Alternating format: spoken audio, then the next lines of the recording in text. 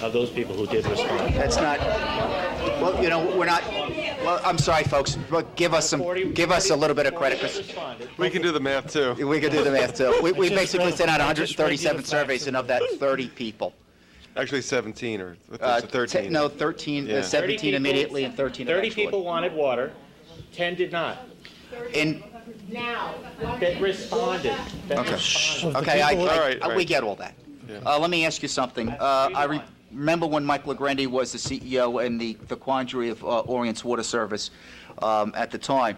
Has there been any thorough review of other means of providing clean drinking water? I heard a lady tonight, I was going to just ask a follow-up question to her before, with reverse osmosis and all these. I mean, Orient Yacht Club probably has some of the best drinking water around, and there's no public water there, but I think, you know, they have a filtration system.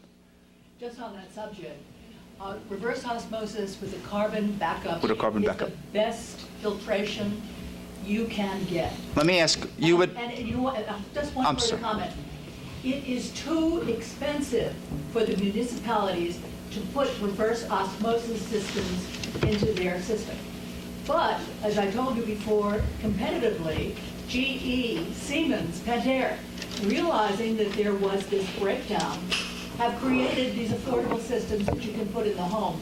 You can put in your own system, you can get rid of rust, you can get rid of nitrates, you can get rid of bacteria, chlorine, you name it. let me just ask, the servicing you mentioned before, the 150 to 200 for servicing, how many times a year do you require that? Once. Once a year? Okay, thank you. The board? Does your engineer want to respond to the osmosis? What's the question? Has the Water Authority looked at other options? If there's a collective body out there that has water issues, and some do and some don't, has there been any discussion of the other options for good drinking water, such as in-house filtration systems, things of that? I'm not sure exactly what studies have been performed, but I would pose the question to you of what difference does it make?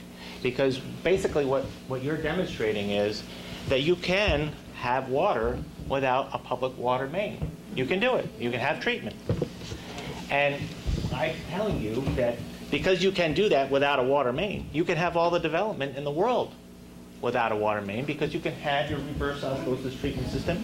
You can have a reverse osmosis. The Suffolk County Department of Health won't approve a subdivision. Oh, yes, There's been a lot of development out there in the last You can have all years. those private treatment systems, and There's you can have been- all the development.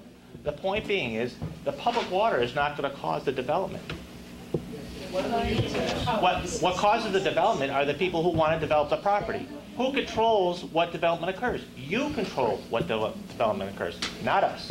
You can have that development with public water, or you can have that development with private wells, with reverse osmosis treatment systems.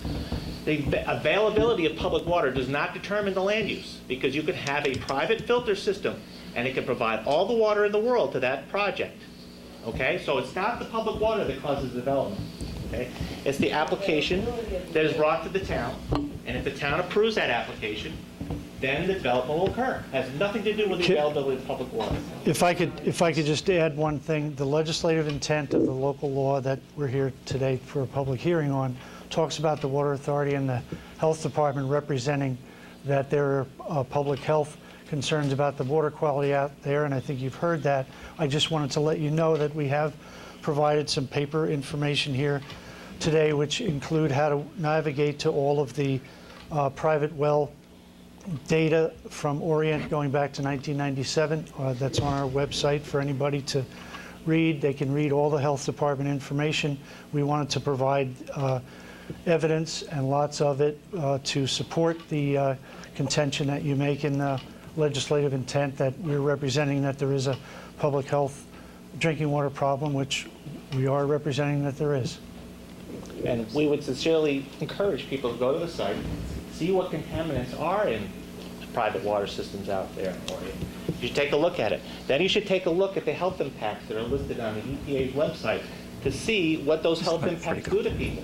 That's everybody. Let's do water. Visitors, you people who live there, people who visit your house. Hey, let me, children. Tim. I've just so you know, I've asked the public to address the board Yes. so that we don't have, and because it'll probably work to your disadvantage sooner or later. So let's say, I appreciate your comments. Freddie, you've been patient. Can I just ask Yuta, please. You know, I just want to say maybe this gentleman didn't hear my opening remarks, but the fact is that those two big developments in the 1980s were defeated specifically because there was not adequate aquifer support. So what the gentleman is saying that we could put in our own filters and have development anyway is simply not true.